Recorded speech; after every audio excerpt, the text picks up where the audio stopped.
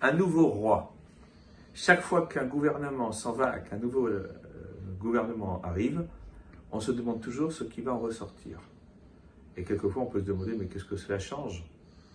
Peut-être vient de cette constatation le fait qu'il y ait une désaffection dans les démocraties occidentales pour le vote, en se disant les uns ne feront rien de plus que les autres. Mais ce n'est peut-être pas juste de concevoir le monde ainsi.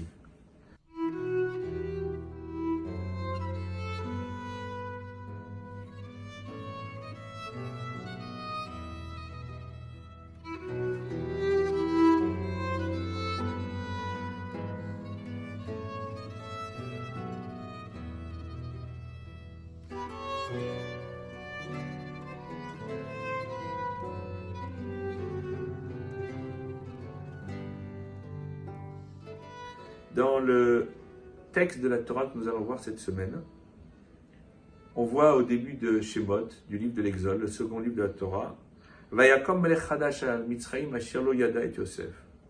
Un nouveau roi s'est levé sur l'Égypte qui n'avait point connu Joseph, nous dit le texte.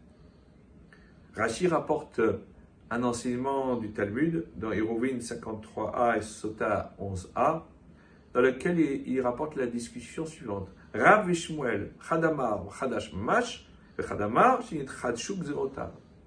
Rav et Shmuel, les deux premiers maîtres du Talmud de Babylone. L'un dit qu'il s'agit vraiment d'un nouveau roi, un nouveau. Et l'autre qui dit non, c'est toujours le même. Simplement, il a renouvelé des lois et décrets et il a fait comme s'il n'avait point connu Joseph. Et la question que tout à chacun doit se poser, c'est mais alors ça nous change quoi en réalité? La conséquence, elle est la même. Donc, que ce soit le même ou que ce soit un nouveau qui vient de débarquer, le résultat, il est là. En quoi est-ce que le fait qu'il y ait un changement de personnalité, eh bien, nous apprend quelque chose de particulier?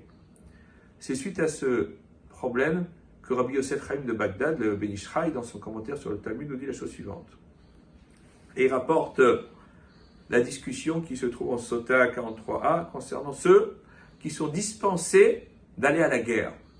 Et parmi ceux-là, le texte de la Torah nous dit que celui qui a construit une nouvelle maison et ne l'a pas encore inaugurée, eh bien, en est dispensé, il ne doit pas aller à la guerre, puisque de peur qu'un autre vienne et l'inaugure à sa place.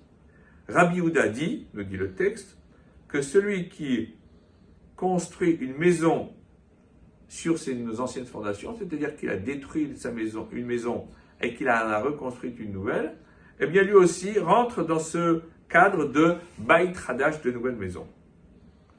Mais le Rambam, le Maïmonide, ne considère pas que la halakha est comme Rabbi Yehuda, et lui, dans son commentaire sur la Mishnah, il dit que la halakha n'est pas comme lui, mais qu'au contraire, eh bien, celui qui a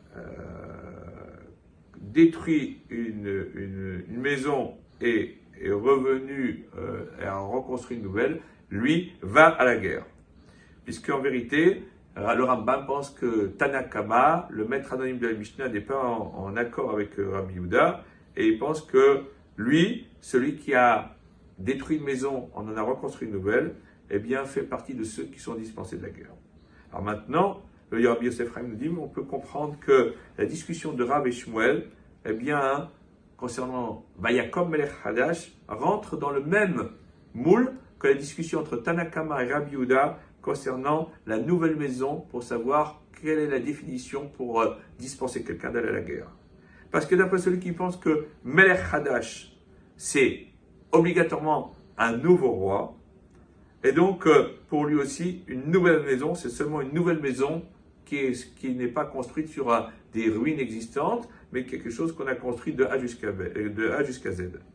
Alors que celui qui pense que Melech Hadash n'est pas forcément un nouveau roi, ça peut être un ancien mais qui a changé d'optique, eh bien pour lui aussi, eh bien une ancienne maison qui a été détruite et reconstruite pourrait aussi rentrer dans ce cadre.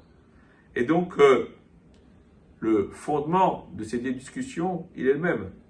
Que quand on parle du terme Hadash, nouveau dans la Torah, est-ce que il s'agit de Hadash Mamash, vraiment quelque chose de nouveau, ou de quelque chose qui existait déjà de manière préexistante et que l'on a changée, renouvelée.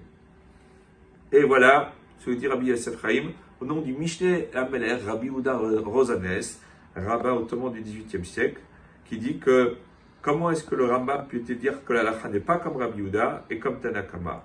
D'où est-ce que le Rambam c'est cela? Et en vérité, la Gemara, eh bien, on voit qu'il y a une grande discussion entre dans les propos de Rabbi Yehuda. Et bien, il dit, s'il a fait quelque chose, il a rajouté quelque chose, simplement, ça suffit à déclarer que c'est une nouvelle maison, et donc il est dispensé de la guerre.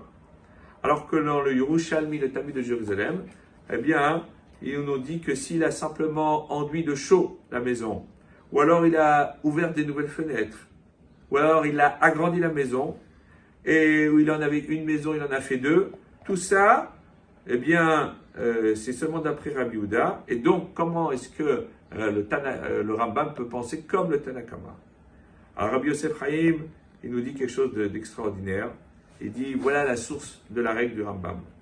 Dans la Gemara précédente, on pense que Paro était vraiment un nouveau roi. Et d'après celui qui considère qu'il avait simplement renouvelé ses décrets.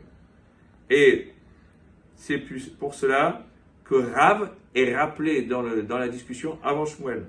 Parce que Rav, c'est celui qui pense qu'il s'agissait d'un nouveau roi vraiment.